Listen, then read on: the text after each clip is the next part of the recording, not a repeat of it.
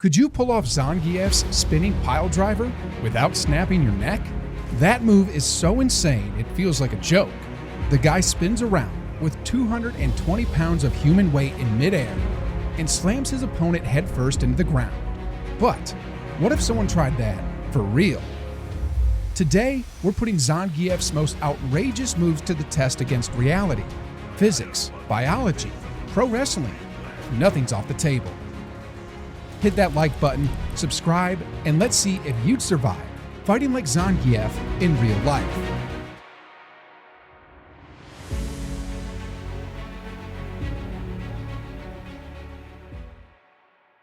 Zangief made his debut back in 1991 with Street Fighter II and instantly became a fan favorite.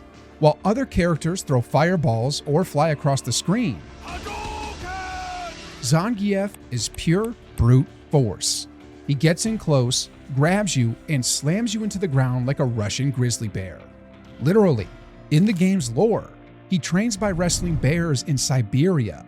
But Zangief was inspired by a real-life human, Viktor Zangief, a Russian wrestler who made his career in Japan. He was powerful, technical, and had a straightforward fighting style rooted in Sambo, a Russian martial art focused on takedowns and submissions. And in professional wrestling, known for high-flying moves and choreographed stunts.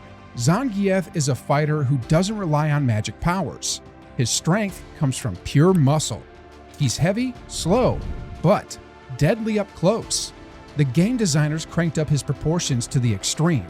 Over 6'6" and nearly 400 pounds of solid muscle, making him look like a living brick wall.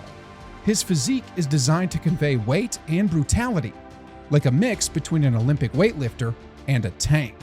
And that's part of why his ridiculous moves work so well in the game.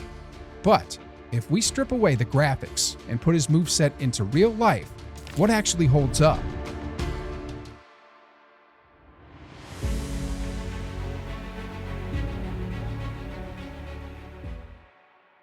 Let's get straight to Zangief's most legendary move, the Spinning Piledriver. Zangief lifts his enemy into the air, spins around with them, and spikes them headfirst into the floor. It looks like something out of an anime, and honestly, it is. But the piledriver, minus the spinning, is actually real in pro wrestling, and it's one of the most dangerous moves in the sport. Plenty of athletes have suffered serious injuries from it, including broken necks. All it takes is one split-second mistake or a slight misalignment during the drop and the impact, which can exceed 900 pounds of force, goes straight into the cervical spine. Now, imagine adding rotation to that move. In real life, spinning around with a human body in your arms is basically a suicide mission. The torque you need to move a 220-pound person spinning vertically demands superhuman strength in your shoulders, core, and hips. Levels that even Olympic wrestlers would struggle to maintain. And we're not talking about dead weight like a barbell. A human body constantly shifts its center of gravity. If your opponent squirms or loses balance, the whole thing falls apart. Literally. In pro wrestling, the piledriver is usually performed with total cooperation between both wrestlers. The person getting dropped braces themselves, positions their body just right, and helps absorb the landing. Even so, the list of injuries tied to the move is so long.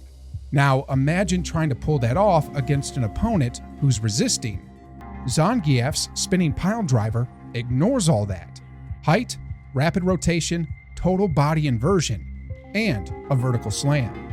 Even with Zangief's gigantic muscles, it doesn't explain how anyone could control the movement. Spinning like that requires a stable center of mass and perfect balance.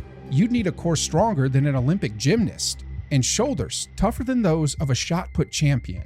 And it's not just the guy being thrown who's in danger. The one performing the move also takes damage. Holding that spinning weight, maintaining your body's axis, and absorbing the final impact demands flawless biomechanics. Any mistake could result in injuries to your back, shoulders, or wrists. At best, the Spinning Piledriver would leave you dizzy. At worst, it would leave both fighters on the floor or in the hospital.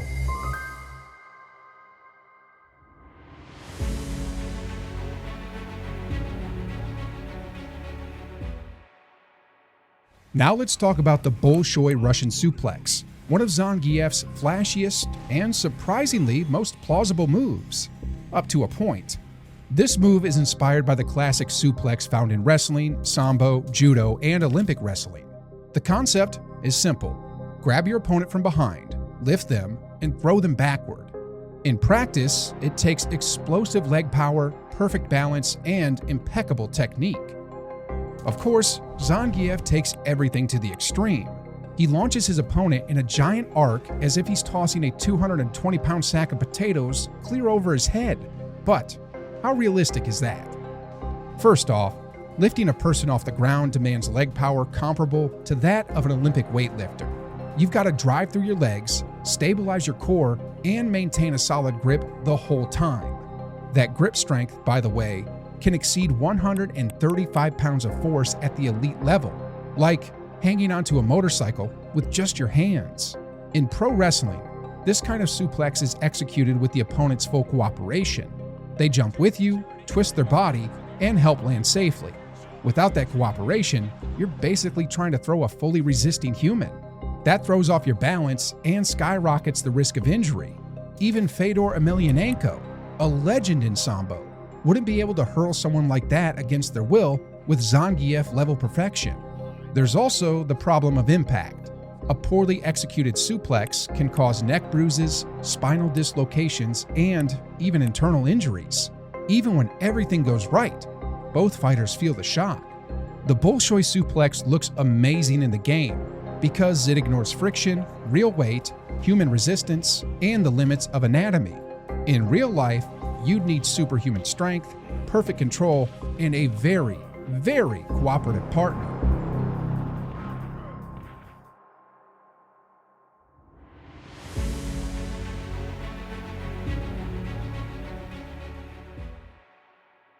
Now it's time for Zangief's spinning chaos, the Cyclone Lariat. Zangief spreads his arms wide and spins like some kind of Soviet washing machine gone berserk, smacking everything around him. But in real life, could you pull something like that off? To a certain degree, yes.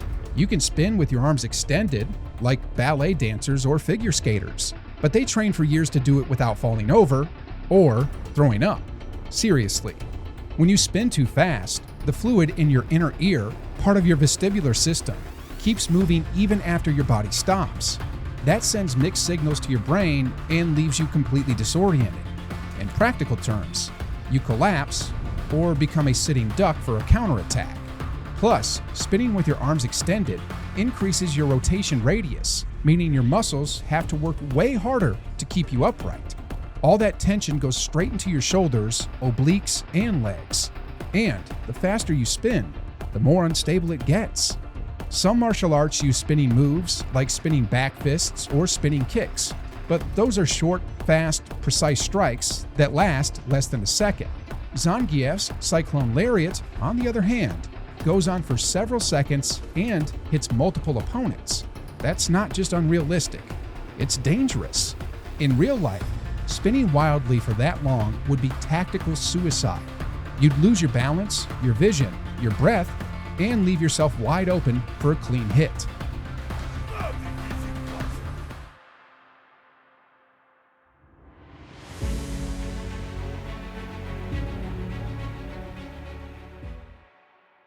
Zangief doesn't throw fireballs, teleport, or swing a sword. He fights purely with his body, combining two styles, Russian Sambo and American Pro Wrestling. Sambo was developed in the early 20th century to train Soviet soldiers, blending techniques from judo, Greco-Roman wrestling, and regional grappling styles. It's efficient, direct, and practical. Fighters like Fedor Emelianenko proved in MMA that Sambo absolutely works, and works well. Pro wrestling, on the other hand, is all about showmanship. The moves are choreographed, exaggerated, and designed to entertain, not necessarily to win real fights. But the physical demands are real. Strength, agility, reaction speed. Pro wrestlers train like elite athletes. Zangief combines both, but with a massive dose of visual steroids. He performs legitimate throws, but with insane power. He spins like a Soviet dervish. He suplexes opponents twice his size. If you tried to bring this hybrid style into a real fight, it would definitely have its strengths: body control, takedowns, ground dominance. But Zangief's theatrical moves wouldn't hold up in real combat. They're too slow, too predictable, and burn too much energy. In a real fight, that would leave you vulnerable fast. And there's another thing: Zangief's enormous size. Nearly 400 pounds and 6'6" would bring serious limitations in mobility and endurance. No athlete that big could keep throwing those kinds of moves at full power for more than a couple of minutes. So yeah, his fighting style is based on reality, but the execution in the game is pure fantasy. And that's exactly what makes him so iconic. Zangief is the embodiment of raw power. His moves are so over the top, they break the laws of physics, biomechanics, and maybe sanity. Yet he's still one of the most beloved characters in the world of fighting games. That's because, beneath all the fantasy, there's real respect for genuine combat sports. Sambo, wrestling, suplexes, grappling. They all show up in his moves, even if they're cranked up to ridiculous levels. The Spinning Piledriver is basically impossible. The Cyclone Lariat is a fast track to instant dizziness. And the Bolshoi Suplex? Only if your opponent is super cooperative. Yet there's something amazing about a character who fights purely with his body. No magic powers needed. So tell me, which of Zangief's moves would you actually dare to try at a fight gym? Or which one would you never risk, not even on a training dummy? Drop a comment below, hit that like button if you enjoyed the video, subscribe to the channel, and ring the bell, because next week we've got more science behind the games. And until then, don't go spinning strangers around, okay?